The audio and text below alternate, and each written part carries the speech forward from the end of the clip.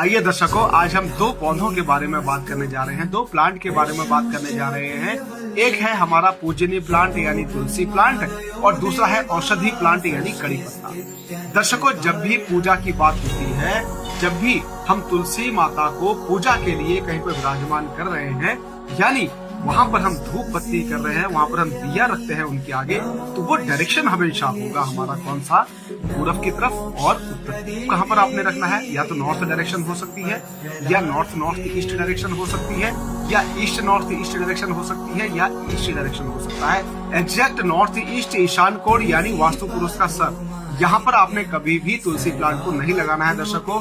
वजह है, एक तो तुलसी प्लांट का जो बेस होता है बहुत ज्यादा भारी हो जाता है, और दूसरा तुलसी प्लांट में अधिकतम मात्रा में पारा पाया जाता है। पारा कभी भी नॉर्थ ईस्ट यानी ईशान कोण में यानी वास्तु पुरुष के सर पर इंजेक्ट नहीं किया जाता है। रेमेडी के तौर पर, उपचार के तौर पर जब भी हम पारे का इस्तेमाल अपने घर पर करते हैं तो ईशान कोण पर उसको इंजेक्ट नहीं किया जाता है, ईशान कोण पर उसको नहीं डाला जाता है। हमेशा और डायरेक्शन में आप पारे का इस्तेमाल कर सकते हो, पारे की कील का इस्तेमाल कर सकते हो, लेकिन एग्जैक्ट नॉर्थ ईस्ट में आपने पारे का इस्तेमाल करने से बचना है दर्शकों। और दूसरा, जब यहाँ पर आप उनका बेस बनाते हो तो बेस बहुत भारी हो जाता है, तो वास्तु पुरुष के सर पर कभी भी हमने भार नहीं करना है दर्शकों। चाहे मंदिर का हो, चाहे वो तुलसी प्लांट का हो, चाहे कैसा भी भार हो, आपने वास्तु पुरुष के सर पर भार किसी भी प्रकार से नहीं करना होता है। कहाँ पर करना होता है, जैसा मैंने आपको बताया, नॉर्थ ईस्ट, नॉर्थ डायरेक्शन में, ईस्ट नॉर्थ ईस्ट में और ईस्ट डायरेक्शन में। सबसे अच्छी डायरेक्शन जो मानी गई है वो मानी गई है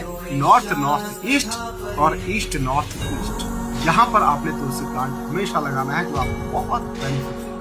अब रेमेडियल तौर पर अगर आप तुलसी प्लांट को इस्तेमाल कर रहे हो, यानी आप घर पे पूजनीय पेड़ तो आपका यहाँ पर लगा हुआ है, पूजनीय प्लांट आपका इस डायरेक्शन में लगा हुआ है, और डायरेक्शन में भी लगाना चाहते हो रेमेडियल तौर पर, तो आप हमेशा इसको साउथ ईस्ट से साउथ डायरेक्शन तक लगा सकते हो, यानी 135 से 180 डिग्री तक आप लगा सकते हो साउथ डायरेक्शन। पश्चिम दिशा में आप इसको हमेशा पश्चिम से लेके वायव्य कोण तक लगा सकते हो दर्शकों, यानी 260 डिग्री से लेके 315 डिग्री तक आप तुलसी प्लांट को लगा सकते हो रेमेडियल तौर पर। बाकी उत्तर की दिशा और पूर्व की दिशा आपको मालूम है आपने कहाँ पर लगाना है। सबसे शुभ उत्तर और पूर्व में माना गया है। जब भी आप तुलसी प्लांट की पूजा करेंगे तो आपका जो मुख होगा पूजा करते समय वो पूर्व फेस होना चाहिए, ये हमेशा आप ध्यान रखें। अब पश्चिम मुखी यदि आपका मकान है और आपके पास नॉर्थ या ईस्ट में बिल्कुल जगह नहीं है तुलसी जी लगाने की, तो पश्चिम में आप मध्य में लगा सकते हो, यानी 260 डिग्री से 315 डिग्री के बीच में लगा करके आप पूजा